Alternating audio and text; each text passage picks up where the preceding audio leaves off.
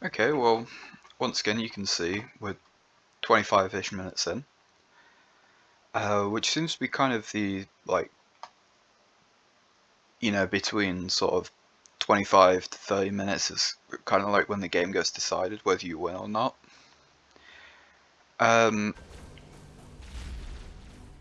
Yeah, I'm fairly sure it's one of those that we win. Mainly due to the sort of hundreds of units we managed to infect.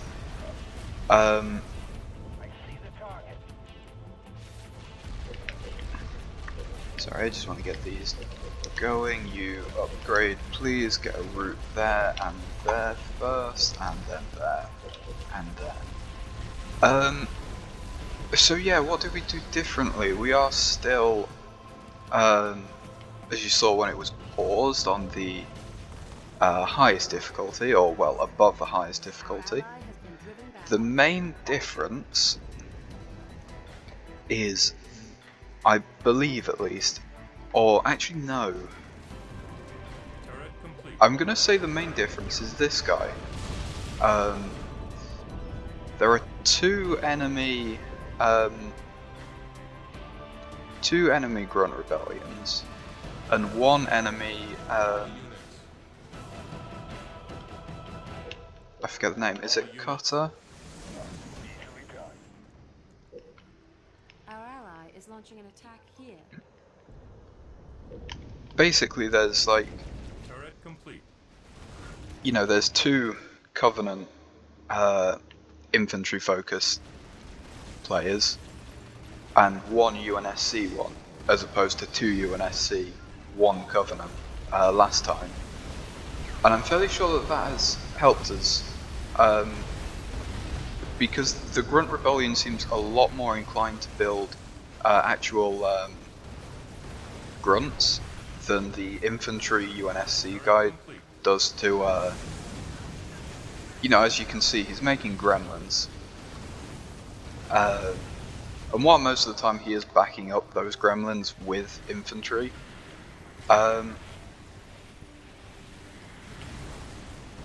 he is kind of sticking to the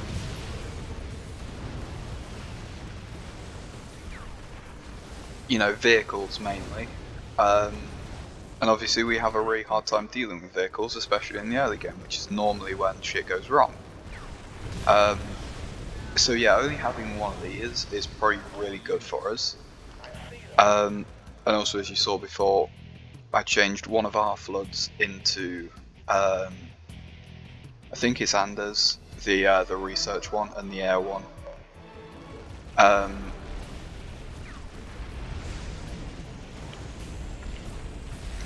So yeah, she's helping out.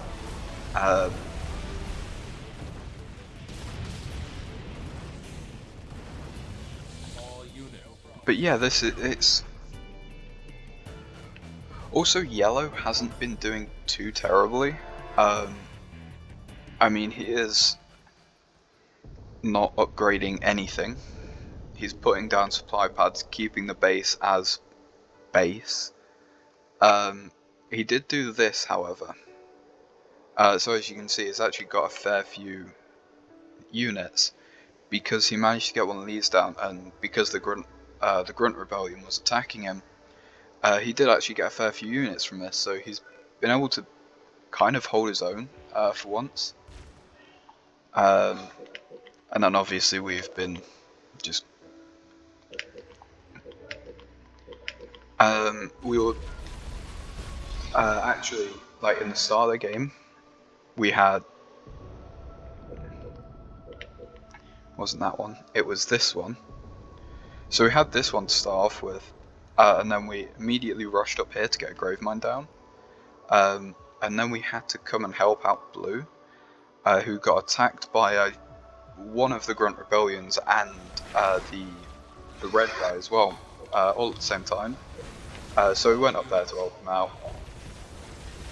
It wasn't really much of a threat, but you know how the AI sometimes just ignores threats. He was making anti-infantry, which he was mainly being attacked by infantry. So he was making anti-infantry and just kind of sending it away, rather than attacking the giant force that was sort of stuck here. So we went and solved that for him. All units. The only thing is, these infected grunts that we've got from the Grunt Rebellion, they're really slow. They're just like holding everything up, and I think their pathing is a bit broken as well. All units. Our ally reports that he is attacking the units. enemy here. Here we go.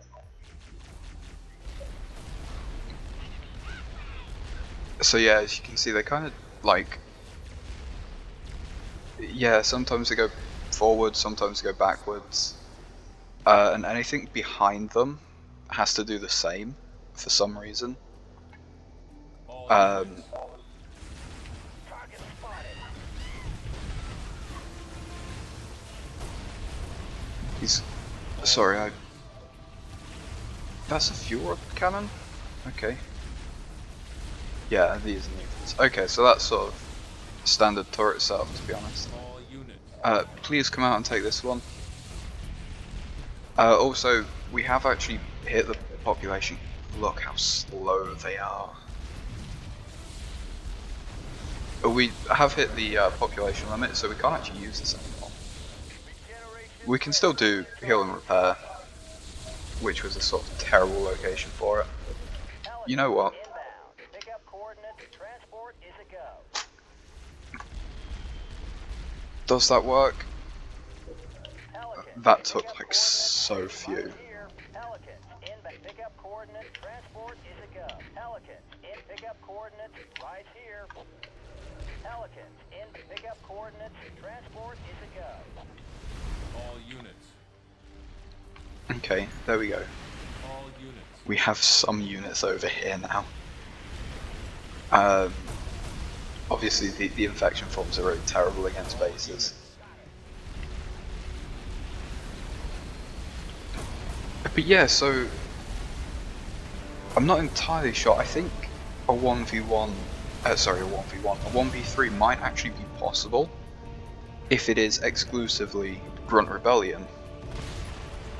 I think that the Grunt Rebellion, at least against the Flood, is a lot weaker than Cutter is. All units.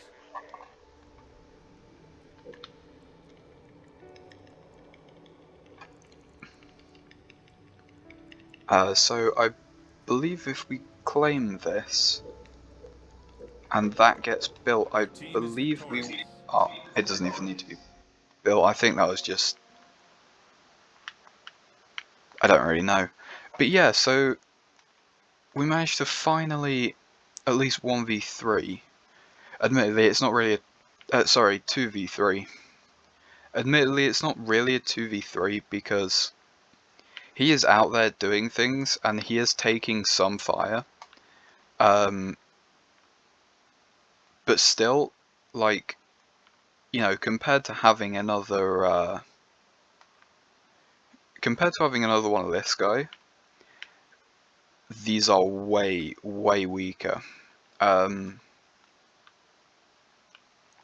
yeah, just a fucking absolute mess of an army. So yeah, obviously we were first by, yeah, considerable amount. What's that, almost, it's like 50 times. 50 times better than the lowest player. Obviously we lost a load of squads, but because we didn't build any bomber, I'm kind of done with bomber forms. I don't think they're actually that good. They're way overpriced to move far too slow to be useful. And the infection forms it makes, you know, that the limited time is what I'm looking for. The sort of limited time on them is really, really bad for it. So because we didn't use those, obviously we didn't lose as many, because every time a bomber form spawns a new unit, it counts as, you know, building and then subsequently losing one. And because they're on a time limit, they're always guaranteed to be lost, so these two numbers get incredibly inflated, which I believe, you know, affects these, which was why we were doing so bad last time, even though we were by far the best player in the game, and just sucked my dick for a bit. Obviously, yeah, max on everything, of course, aside from crates gathered, but yeah, also I forgot to change that. That's kind of my fault. Sorry, I should just show you. Built 2 reactors in the first base to get these upgraded to full, and then plop down 4 more reactors because I keep meaning to get rid of these, because